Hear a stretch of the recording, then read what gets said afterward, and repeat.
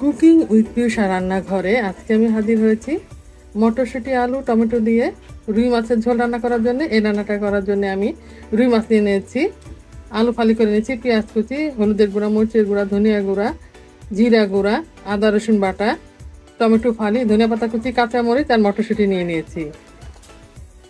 রান্নাটা শুরু করার আগে মাছগুলোকে আমি ভেজে নেব। মাছের পিসগুলোকে আমি ধুয়ে পানি জড়িয়ে হলুদ লবণ মাখিয়ে রেখেছিলাম, এবার ভেজে নেব।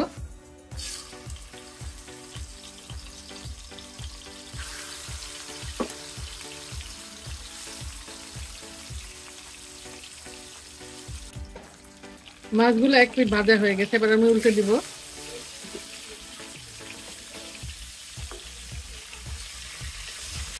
উল্টে পাল্টে ভালো করে আমি ভেজে নেব। মাছগুলো ভাজা হয়ে গেছে, এবার আমি উঠিয়ে নেব।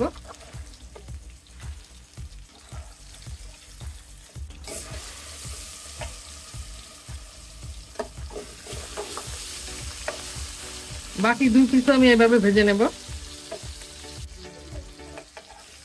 সবগুলো মাছ আমি ভেজে নিয়েছি। এবার মাছ ভাজার তেলে আমি আলুগুলো ভেজে নেব।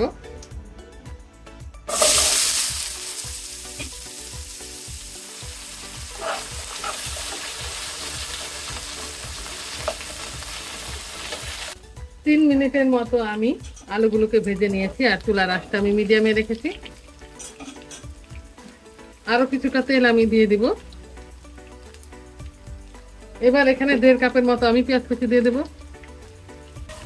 এবার আলু আর পেঁয়াজ একসাথে আমি ভেজে নেব। পেঁয়াজ কুচি দিয়ে আলুর সাথে আমি আরো 2 মিনিটের মতো ভেজে নিয়েছি। এবার 1 চা চামচ পরিমাণ আমি আদা রসুন বাটা দিয়ে দিব। আর এবার স্বাদ মতো লবণ দিয়ে দিব। আদা রসুন বাটা দিয়ে আমি 1 মিনিটের মতো ভেজে নিয়েছি।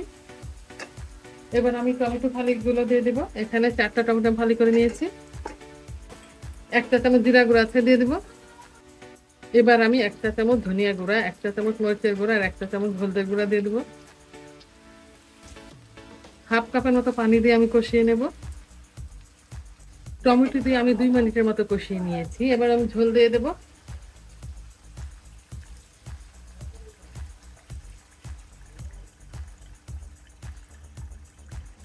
কি পরিমাণ মতো ঝোল দিয়ে দিয়েছি। এবার ঢাকনা দিয়ে দিব, আর ঝোলটা ফুটে উঠলে আমি মাছ আর মটরশুঁটি দিয়ে দেবো, সাথে কাঁচামরিচ দিয়ে দিব। ঝোলে বলক চলে আসছে, এবার মাছের পিসগুলোকে দিয়ে দিব।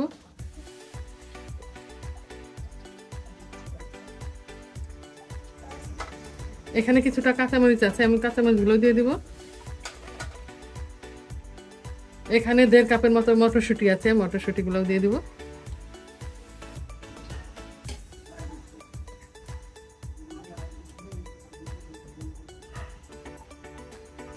এবার ঢাকনা দিয়ে আমি 6 থেকে 7 মিনিটের মতো রান্না করব।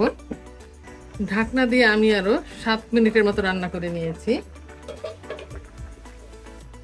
রান্নাটা আমার কমপ্লিট হয়ে গিয়েছে। এবার ধনিয়া পাতা কুচি দিব।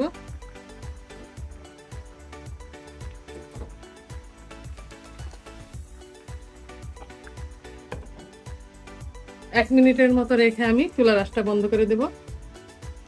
রান্না হয়ে গেছে মটরশুঁটি আলু টমেটো দিয়ে রুই মাছের ঝোল। দেখতে অসাধারণ হয়েছে, একেবারে ঝাল ঝাল একটা তরকারি হয়েছে। গরম ভাতের সাথে খেতে খুবই ভালো লাগবে। আজ এ পর্যন্তই। আবার নতুন কোনো রেসিপি নিয়ে আমরা আপনাদের সামনে আসবো। আল্লাহ হাফেজ।